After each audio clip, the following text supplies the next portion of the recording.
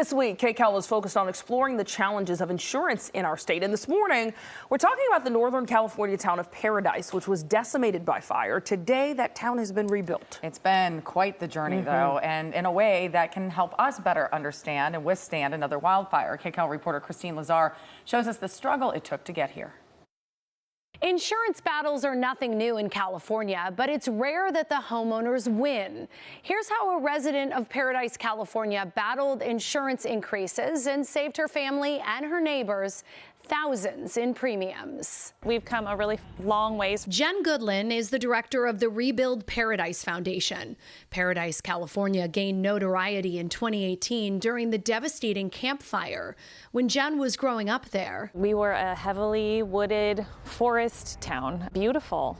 Millions of trees with homes plopped in there, and now we're not that. 90% of Paradise's homes were lost in the fire. Now, 6 years later, We are growing like crazy. We are the fastest growing town 3 years in a row in the whole state of California. for that to happen, the landscape had to change. Not just 90% of homes lost, but we lost our canopy. In place of Paradise's tree canopy of the past, fire-resistant landscapes are everywhere. Our town has created an ordinance that you actually cannot plant next to your house. The ordinance was triggered by an economic reality in recent years. My insurance rate went up 600%, and there's no fuel left. I have a home built to the highest code. I don't have any plants next to it, and I was just so frustrated. I know we live in a high hazard area. That's never going to change, but if I'm reducing my risk, there should be some give. Since several of Jen's neighbors had also taken similar precautions, Jen invited Mercury Insurance President Victor Joseph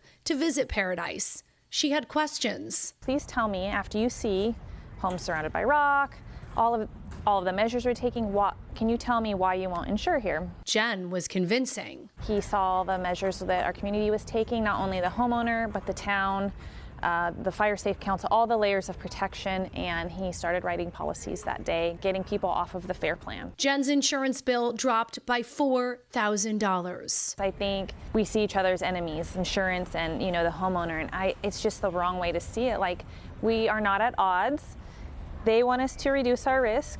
I also want to. I don't want my home to burn down. For neighbors who prefer the forested landscape of the past, There's still a sense of choice, I guess. Like, you could keep your plants there, but you're going to be on FAIR plan. and inevitably they'll face pressure to adapt to fire-wise standards, since no one household can be fire safe alone. The more people who, start following these standards, the more insurable we actually become. Jen says the best way to lower your insurance bill is to work with your neighbors to reduce community-wide fire risks.